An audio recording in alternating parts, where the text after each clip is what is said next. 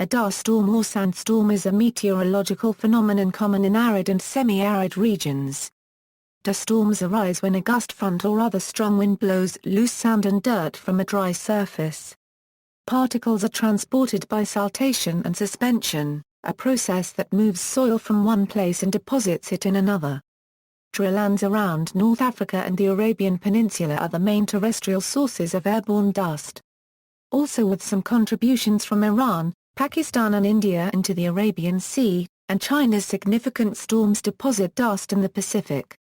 It has been argued that recently, poor management of the Earth's drylands, such as neglecting the fallow system, are increasing dust storm size and frequency from desert margins and changing both the local and global climate, and also impacting local economies.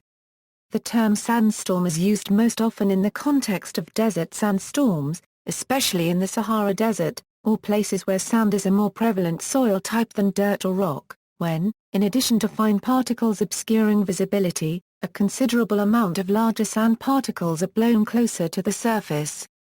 The term dust storm is more likely to be used when finer particles are blown long distances, especially when the dust storm affects urban areas. Causes.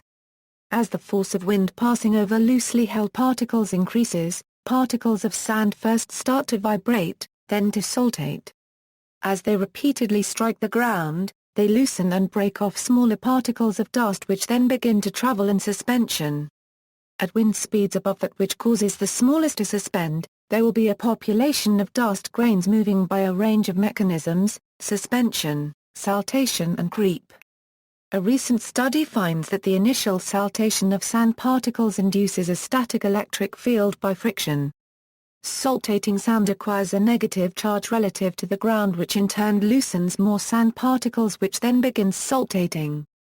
This process has been found to double the number of particles predicted by previous theories.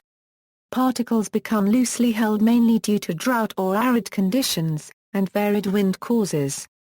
Gust fronts may be produced by the outflow of rain-cooled air from an intense thunderstorm.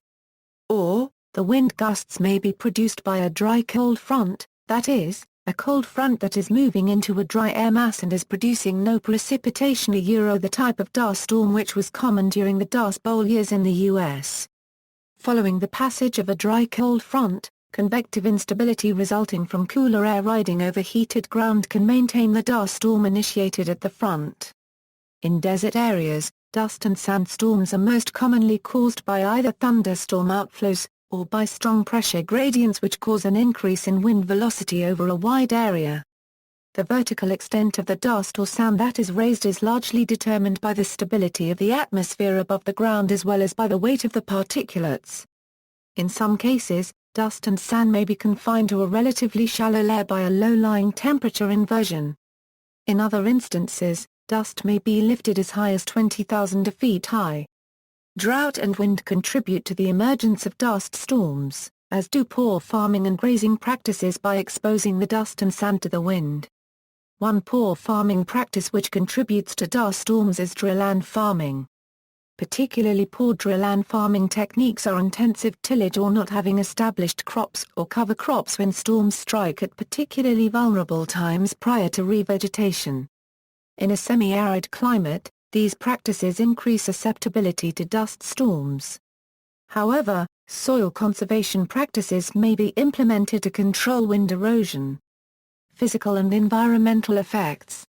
A sandstorm can transport large volumes of sand unexpectedly. Dust storms can carry large amounts of dust, with the leading edge being composed of wall of thick dust as much as 1.6 km high. Dust and sand storms which come off the Sahara Desert are locally known as a simoom or simoon. The Haboob is a sandstorm prevalent in the region of Sudan around Khartoum, with occurrences being most common in the summer. The Sahara Desert is a key source of dust storms, particularly the Boda Copyright La Copyright Depression and an area covering the confluence of Mauritania, Mali, and Algeria. Saharan dust storms have increased approximately tenfold during the half-century since the 1950s, causing topsoil loss in Niger, Chad, northern Nigeria, and Burkina Faso. In Mauritania there were just 2 dust storms a year in the early 1960s, but there are about 80 a year today. according to Andrew Gowdy, a professor of geography at Oxford University. Levels of Saharan dust coming off the east coast of Africa in June were 5 times those observed in June 2006, and were the highest observed since at least 1999, which may have cooled Atlantic waters enough to slightly reduce hurricane activity in late 2007. Dust storms have also been shown to increase the spread of disease across the globe. Virus spores in the ground are blown into the atmosphere by the storms with the minute particles then acting like urban smog or acid rain. Prolonged and unprotected exposure of the respiratory system in a dust storm can also cause silicosis which, if left untreated, will lead to asphyxiation.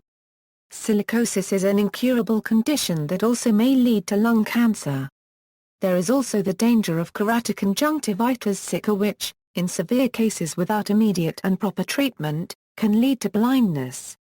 Economic impact: dust storms cause soil loss from the dry lands, and worse, they preferentially remove organic matter and the nutrient-rich lightest particles, thereby reducing agricultural productivity. Also, the abrasive effect of the storm damages young crop plants. Dust storms also reduced visibility affecting aircraft and road transportation. In addition, dust storms also create problems due to complications of breathing in dust. Dust can also have beneficial effects where it deposits. Central and South American rainforests get most of their mineral nutrients from the Sahara. Iron-poor ocean regions get iron. And dust in Hawaii increases plankton growth.